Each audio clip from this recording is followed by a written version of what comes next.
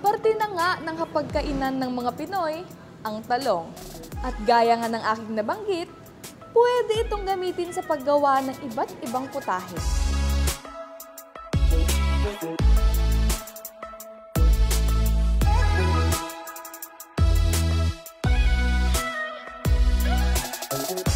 Siyempre, isa sa mga highlight ng taunang Talong Festival ng Villasis, ang Talong Cook Fest.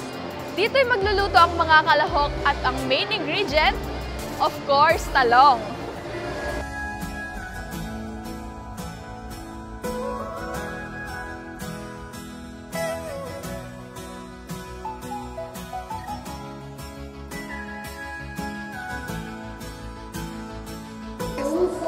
Nakaka-excite po, nakaka-nervyos, nakaka-amaze na nag-iisip kung ano yung gagawin.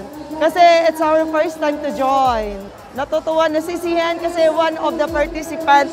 It doesn't matter if you win the contest, what the matter most is you join the contest.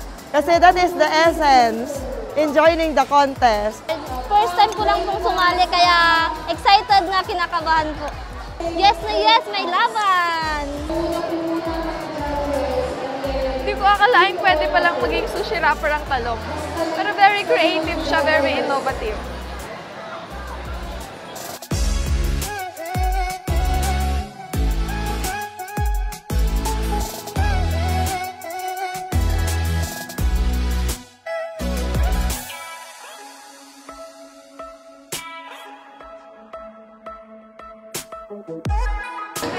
Very good. Especially yung pinakbet.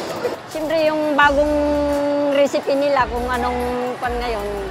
Dati marami na kasing ng mga nakaraan, marami na kasing mga recipe na titikman. Mukhang masarap. Mura nga ng mga masasarap lahat ang recipe ngayon eh. Ngayon naman titikman na natin ang ilan sa mga entries ng Cook Fest ngayong taon. Ito ay ang sushi roll eggplant. Titikman ko na ate ah. Ay! Nakaka-excite. Sarap! At ano naman po itong... Ay, wow! Pwede po bang matikman ng inyong recipe? Ito ba? Wow! Tikman naman natin ang eggplant noodles.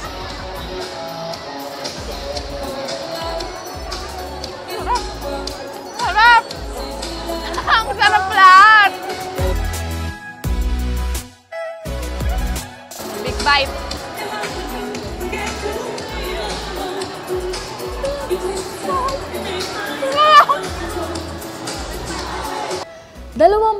limang grupo ang mga nagpamalas ng galing sa food innovation gamit ang main ingredient na talong. Kabilang na dyan ang private at public schools, barangay health workers, at iba't ibang LGU offices.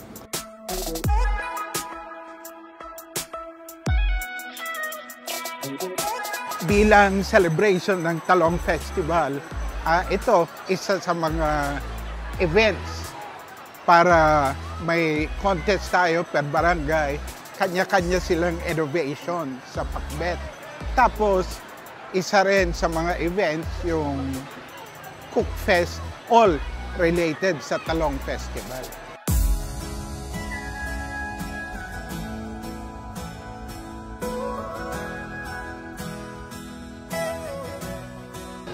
At ngayon, ito ang pangbubusog ko, ang aking last bite.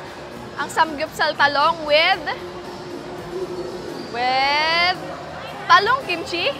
Try natin. Wow.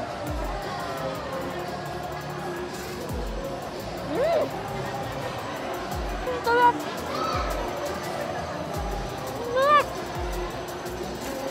Bukod sa busog ang tiyan, mabubusog din tayo sa kasiyahan at musika. Dahil may concert din silang handog para sa mga residente at bisita.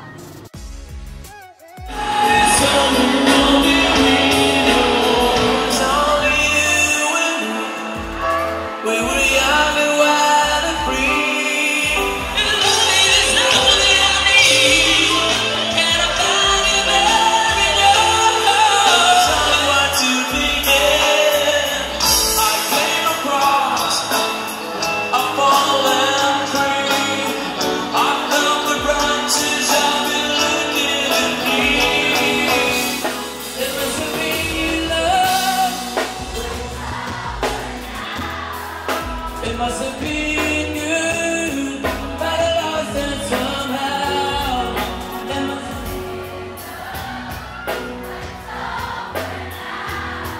from the moment we touched to the time I got out. Yeah, it was a meaningless, but it's over now. Never thought that I wanted, not really without. There must have been enough, but it's over now. Tuloy-tuloy pa rin ang ating pakikisaya dito sa bayan ng Villafin. Sa ating pagbabalik, atin namang tunghayan ng kanilang Feast of Patron St. Anthony Abbot dito sa Ganda Mo, Pangasinan.